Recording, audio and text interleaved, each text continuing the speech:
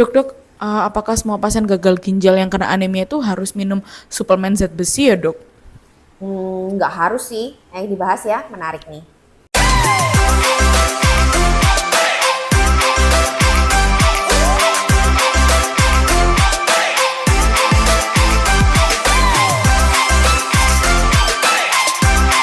Halo Nephro Friends, pertanyaan menarik ya. Apakah semua pasien anemia gagal ginjal kronik itu harus minum suplemen zat besi? Memang banyak pasien saya yang datang itu dengan anemia selalu sudah secara otomatis mereka akan minum suplemen-suplemen zat besi ya. Tahu sendirilah banyak yang beredar juga di apotek-apotek atau di masyarakat yang belakangnya bion-bion gitu ya. Nah, apakah memang harus gitu loh? Sebetulnya saya sudah pernah menjelaskan tentang anemia pada gagal ginjal kronik itu di video saya sebelumnya. Jadi anemia pada gagal ginjal kronik pun sebetulnya banyak sekali penyebabnya. Kekurangan zat besi atau defisiensi zat besi adalah salah satu penyebab yang cukup sering juga pada pasien gagal ginjal kronik. Tapi bukan berarti semua pasien anemia itu harus minum suplemen zat besi. Karena logikanya kalau pasien tersebut tidak mengalami kekurangan zat besi, jadi anemianya itu tidak disebabkan oleh kekurangan zat besi, ya percuma juga minum suplemen zat besi. Malah justru kelebihan zat besi itu juga tidak baik. Ada kondisi yang namanya hemosiderosis, yaitu adalah kelebihan zat besi di jaringan-jaringan tubuh.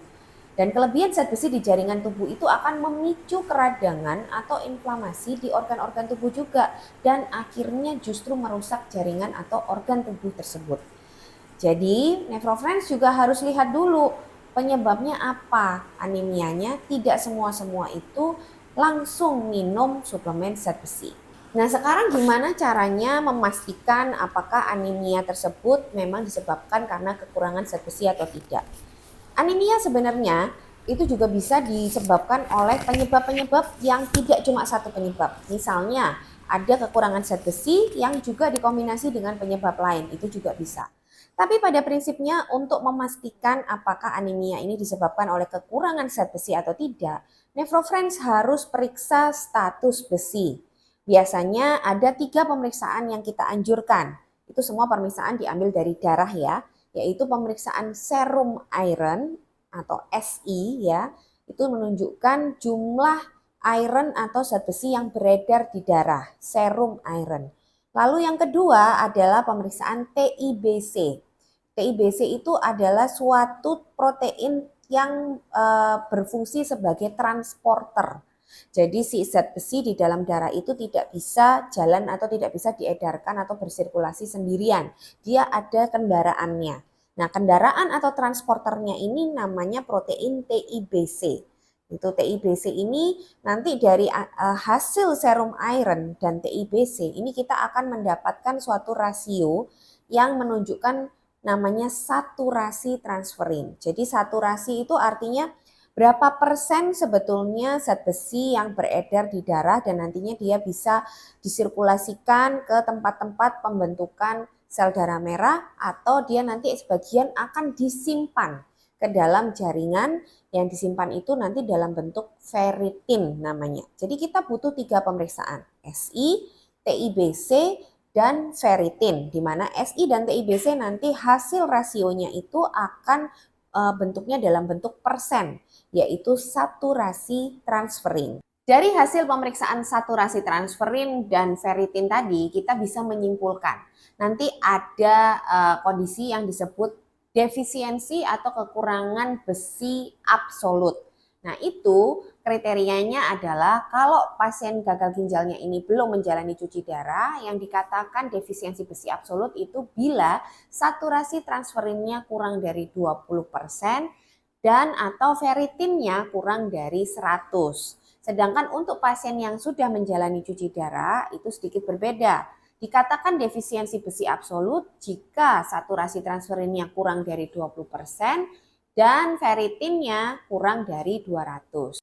Selain defisiensi besi absolut, ada juga anemia yang disebabkan oleh defisiensi besi fungsional. Artinya apa?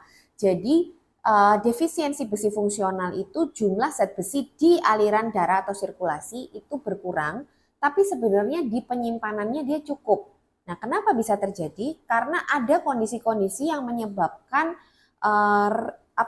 resirkulasi atau uptake pengambilan zat besi dari penyimpanan untuk dikeluarkan ke sirkulasi dan disebarkan ke yang membutuhkan itu ada gangguan. Jadi si zat besinya ini nggak bisa keluar dari penyimpanan. Akhirnya kalau diperiksa, saturasi transferinnya sama seperti tadi, kalau pada pasien yang belum cuci darah itu kurang dari 20%, kalau yang sudah dari cuci darah juga kurang dari 20% untuk saturasi transferinnya, tapi ferritinnya kalau untuk yang yang belum cuci darah itu 100 atau lebih, yang sudah cuci darah 200 atau lebih. Bedanya kalau yang tadi absolut itu ferritinnya berkurang juga, penyimpanannya juga berkurang. Tapi kalau yang fungsional penyimpanannya itu sebenarnya cukup. Nah, ini biasanya disebabkan oleh kondisi-kondisi inflamasi atau keradangan dan infeksi. Jadi kalau yang terjadi adalah anemia defisiensi besi yang fungsional juga harus diatasi kondisi yang menyebabkan si besi yang ada di penyimpanan nggak bisa keluar tadi, yaitu mengatasi inflamasi dan infeksinya. Untuk penanganannya dari anemia defisiensi besi absolut maupun fungsional sama-sama harus memberikan suplemen zat besi. Kalau untuk orang yang sudah cuci darah, ini dianjurkan untuk menggunakan suplemen zat besi yang sifatnya itu infus. Jadi lebih mudah dan ini dilakukan dengan beberapa kali ada fasenya, ada fase koreksi dan fase maintenance. Ini detailnya, teknisnya tentunya harus konsultasi dengan dokter ginjal.